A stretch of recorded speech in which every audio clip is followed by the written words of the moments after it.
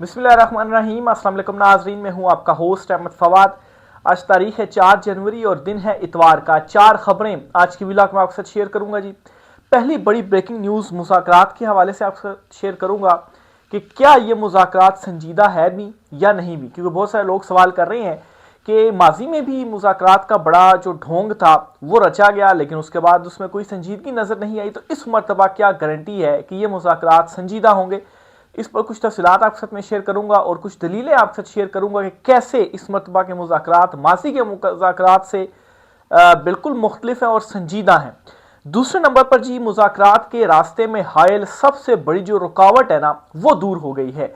और ये जो रुकावट है वो खुद एस्टेब्लिशमेंट थी, लेकिन अब ये रुकावट दूर हो गई है। ये मामला क्या है, इस पर कुछ तफसीलात आपके साथ में शेयर करूंगा। तीसरी इंपॉर्टेंट खबर ये है कि अदलिया में बड़ी हलचल होने जा रही है और जनवरी के महीने में ही, आज 4 जनवरी है, 12, 13, 14 और 15 तारीख को अहम तरीन जुडिशल कमीशन के जो इजलास हैं वो बुलाए गए हैं सुप्रीम कोर्ट ऑफ पाकिस्तान में। और इन इजलासों में चारों जो सूबाई हाई कोर्ट्स हैं और इस्लामाबाद हाई कोर्ट, इनमें जजिस के जो तबादले हैं वो किए जाएंगे। इस पर कुछ आम तरीन तफसीलात आपके साथ में शेयर करूंगा और आखिर में आपको ये बताऊंगा कि हुकूमत के अंदर एक बहुत बड़ी जो तब्दीली है वो होने जा रही है और फौरी तौर पर यह तब्दीली होगी और एक अहम कमेटी बनाई गई है जिस कमेटी को पावर कमेटी का नाम दिया गया है और वो कमेटी ये तब्दीली के जो फैसले हैं वो करेगी। ये मामला क्या है, इसमें कुछ एक्सक्लूसिव डिटेल्स हैं वो भी आपके साथ में शेयर करूंगा।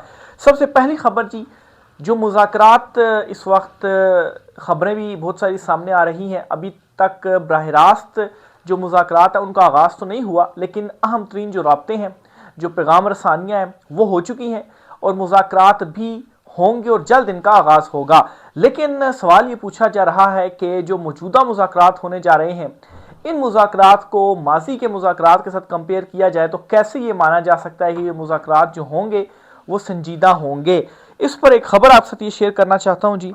और मोहम्मद अली दुरानी साहब जो हैं उनकी जानिब से असल में ये जो स्टेटमेंट है वो दी गई है और फिर उसके बाद सुहेल वड़ाइज जो कि सीनियर सहाफ़ी तजियाकार हैं, उन्होंने भी एक अहम तीन जो कॉलम है वो लिखा है। इस कॉलम में से और मोहम्मद अली दुरानी साहब जो हैं उनकी गुफ्तगू से दो दलीलें आपके साथ में शेयर करूंगा जिससे आपको अंदाज़ा हो जाएगा मुज़ाकरात संजीदा हैं।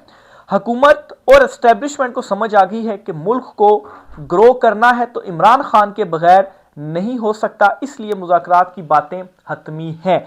तो बिल आखिर पहले तो ये ख्याल किया जाता रहा ना कि हम इमरान खान को काउंटर कर लेंगे, हम इमरान खान के बयानी को काउंटर कर लेंगे, हम जो है वो मुल्क को तरक्की की राहों में ले जाएंगे, तो और इतना पता नहीं हम इन्वेस्टमेंट ले आएंगे। लेकिन इस वक्त जिस नहज पर हालात पहुंच चुके हैं ना, ये अंदाज़ा एस्टेब्लिशमेंट और हुकूमत दोनों को बखूबी हो चुका है, बल्कि अब हकीकत उनके सामने आश्कार हो चुकी है जी कि अगर मुल्क ने ग्रो करना है, जाहिर सी बात है मुल्क ग्रो करेगा फिर उसके बाद ही तो इक़्तिदार रहेगा ना।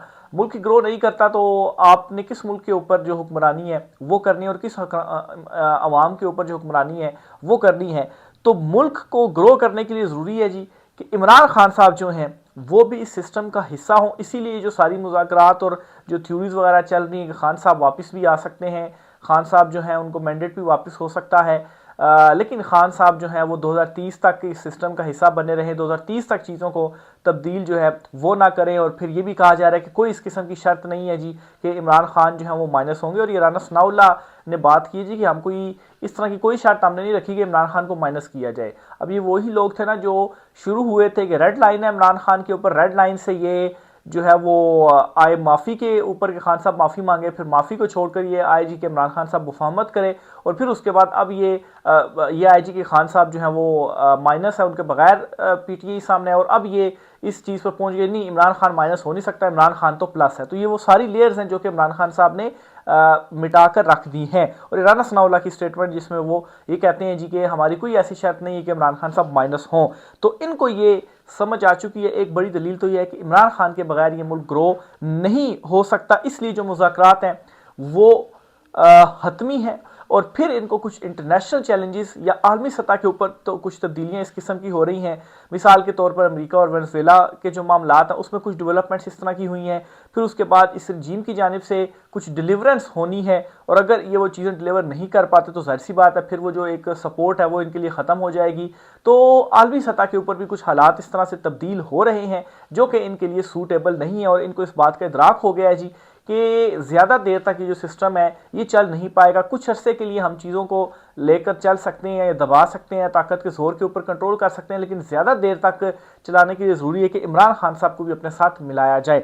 तो एक तो ये है जी कि इस बात का इनको इदराक हो गया, और मोहम्मद अली दुरानी साहब की जानिब से ये स्टेटमेंट दी गई है।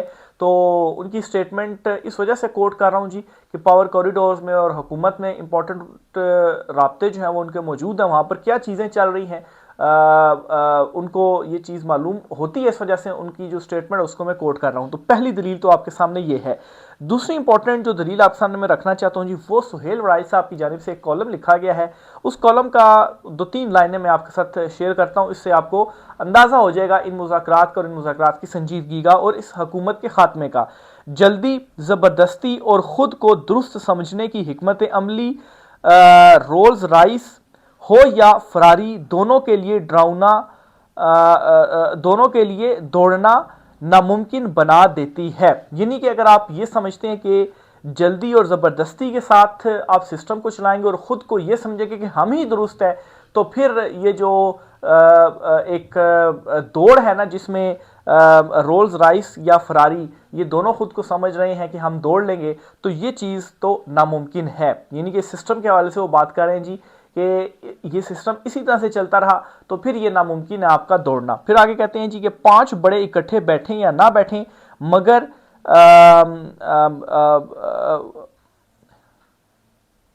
मगर नए तजर्बात से गुरेज करें।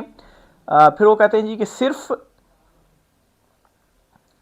निचली सतह पर बलदियाती निज़ाम जो है वो अगर आप उसको अगर आप बहाल कर दें तो फिर उसके बाद रोल्स रॉयल्स हो या फरारी हो ये रफ्तार पकड़ सकते हैं, अदरवाइज जो है वो ये रफ्तार नहीं पकड़ी जा सकती। अच्छा, इससे क्या मुराद है मैं सारा आपको समझाता हूँ। वो कहते हैं जी कि 5 बड़े बैठें या 5 बड़े जो है वो ना बैठें। अगर आपने नए तजर्बात किए तो फिर उसके बाद आपका जो दौड़ना है ना वो मुश्किल हो जाएगा। अब नए तजर्बात से क्या मुराद है? नए तजर्बात से मुराद ये जी कि जो कौमी हुकूमत की ये बात करें कि अगर फ़र्ज़ करें खान साहब नहीं मानते तो फिर पीटीआई और सबको मिलाकर एक जो कौमी हुकूमत है वो बना दी जाएगी। और ऐसा क्यों किया जाएगा? एक फक्की जो है वो इस अवाम को दी जाएगी। अवाम को फक्की क्या दी जाएगी कि एक नए सिस्टम की फक्की दी जाएगी कि देखिए अब हम एक नया सिस्टम ले आए, एक नया तजर्बा कर रहे हैं। उनको फक्की दे दी है कि अब जो चीज़ें हैं जी वो बेहतर होंगी। हालांकि और इसी तरह से होता आया है, आप हर मरतबा एक नई फक्की दे देते हैं और ये जो अवाम है उस फक्की को ले भी लेती है। लेकिन इस मरतबा मुख्तलिफ ये हुआ है कि इमरान खान साहब ने आपको एक्सपोज किया अवाम के सामने, तो इस मरतबा भी अवाम वो फकी लेने के लिए तैयार नहीं है। तो ये बेसिकली मैं समझता हूँ जी कि इस तरफ इशारा है कि जो नई फकी एक आप तैयार कर रहे हैं तो इसका भी कोई फ़ायदा नहीं होगा। तो ये दूसरी दलील है जी जिसकी वजह से मैं ये कह रहा हूँ कि ये संजीदा हैं, ज़ाहिर सी बात है, इसीलिए तो ये अल्टरनेट जो प्लान्स वगैरह हैं वो भी बना रहे हैं। ये हो गया नहीं तो ये हो गया तो नहीं, क्योंकि इनको इस बात का भी अंदाज़ा है कि जो हम मुज़ाकरात की बातें कह रहे हैं जिन शराइत के ऊपर इमरान खान साहब उसके ऊपर कभी जो एग्री है वो नहीं करेंगे। लेकिन मुज़ाकरात की हद तक ये दो जो दलीलें मैं आपके सामने रखूँगा जी कि मुज़ाकरात के हवाले से इस मरतबा जो संजीदगी है वो ज़रूर मौजूद है। फिर जी एक बड़ी जो रुकावट है वो इस मरतबा मुज़ाकरात की राह में हायल नहीं है। कौन सी बड़ी रुकावट है? इसके लिए मोहम्मद अली दुरानी साहब जो हैं उनकी फिर से एक स्टेटमेंट आपके सामने रखूंगा जी। वो ये दावा करते हैं मुज़ाकरात के रास्ते में सबसे बड़ी रुकावट हुकूमत खुद थी, क्योंकि ये वोटों पर आई हुकूमत नहीं, इसलिए इमरान खान के बाहर आने से डरती है कि इनकी पावर्स चली जाएंगी। लेकिन अब मुज़ाकरात इनकी मजबूरी हैं, पब्लिक प्रेशर भी वजह है। फिर इसके अलावा इनका आवाम को डिलीवर ना करना और मैशत जो है वो भी ठीक नहीं हो रही। अब एस्टेब्लिशमेंट भी इनका बोझ उठाने को तैयार नहीं है। अच्छा, सबसे बड़ी रुकावट एक तो हुकूमत थी, ठीक है, लेकिन अब और वो क्यों थी जी कि अगर इमरान खान बाहर आ गया तो फिर हमारा क्या बनेगा, वो पावर में आ गया तो हमारा क्या बनेगा, इसलिए वो मुज़ाकरात की राह में सबसे बड़ी रुकावट थी। लेकिन अब हुआ क्या है जी कि अब मुज़ाकरात भी उनकी मजबूरी बन गया है। एक तो पब्लिक प्रेशर की वजह से और दूसरा जो मईशत है ना वो आपसे नहीं चल पा रही, आप डिलीवर नहीं कर पा रहे।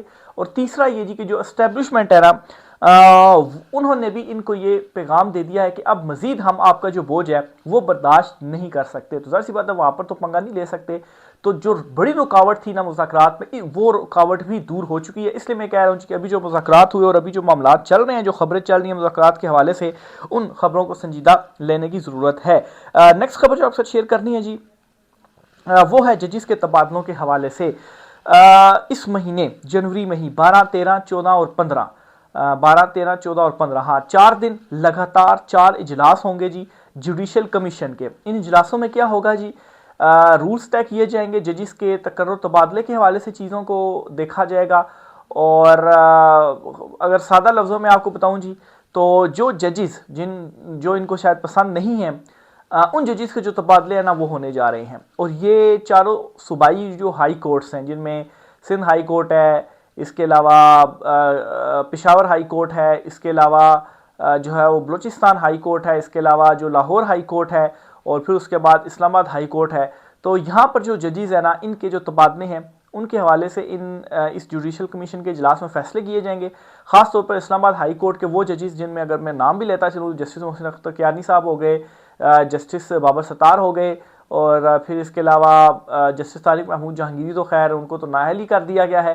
बहरहाल वो जजेस जिन्होंने लेटर लिखा था, और जाहिर बात है वो लेटर फिर कहीं पर पसंद भी नहीं आया था, तो बज़ाहिर ये लग रहा है जी कि इन इजलासों के अंदर इनके जो तबादले हैं ना वो होने जा रहे हैं। और ऐसी जगहों पर इनके तबादले होंगे जहाँ पर शायद जो जजेस हैं वो कोई भी नहीं चाहता कि हमारा जो तबादला है वो वहाँ पर हो। अब आप देखेंगे जस्टिस मोहसिन अख्तर कियानी जो कि इस्लामाबाद हाई कोर्ट के सबसे सीनियर जज हैं, जिन्होंने chief justice Islamabad high court बनना था, लेकिन उनकी जगह जस्टिस अफराज डोगर साहब जो हैं वो चीफ जस्टिस बन गए हैं। तो उनका किसी ऐसी कोर्ट के अंदर तबादला हो जाए तो सीनियर होने के बावजूद भी वो चीफ जस्टिस के ओहदे के ऊपर नहीं रहे।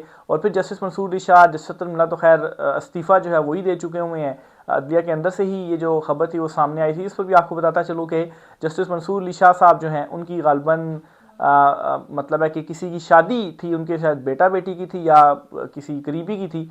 तो उस शादी के अंदर उन्होंने ख़ास तौर पर जस्टिस अमीनुल खान साहब हो गए या चीफ जस्टिस साहब हो गए, इनको उन्होंने मदऊ नहीं किया। तो एक पैगाम ये भी है उनकी तरफ से कि जो एक मतलब दोस्ती थी वो भी मतलब पीछे रह गई है। और दूसरा ये पैगाम भी दे दिया गया है, वो तो खैर इस्तीफ़े के टाइम पर ही ये पैगाम आ गया था कि हम ये जो सारी तमाम सूरत हाल है, ये जिस मंजिल की जानिब आप लोग रवा दवा हैं उसमें हम आपके साथ शामिल नहीं हैं। बहरहाल जी वापस आते हैं तबादलों के ऊपर। तो ये तबादले होने जा रहे हैं, जनवरी का महीना इस हवाले से इंपॉर्टेंट है। ये 4 दिनों में 4 इजलास होंगे जी। देखिए किस किस जज का कहाँ कहाँ पर जो तबादला है ना वो अब ये करते हैं। बहरहाल कमीशन के जो इजलास है ना वो बुला लिए गए हैं। आखिर में आपको बताता चलूँ जी कि कुछ अहम तरीन तब्दीलियाँ होने जा रही हैं हुकूमत के अंदर, और हुकूमत की जो माशी टीम है ना इसमें जो तब्दीलियाँ वो होने जा रही हैं। कैसे तब्दीलियाँ होने जा रही हैं जी, कि इस हाक डार की सरबराही में एक जो पावर कमेटी है ना वो बनाई गई है।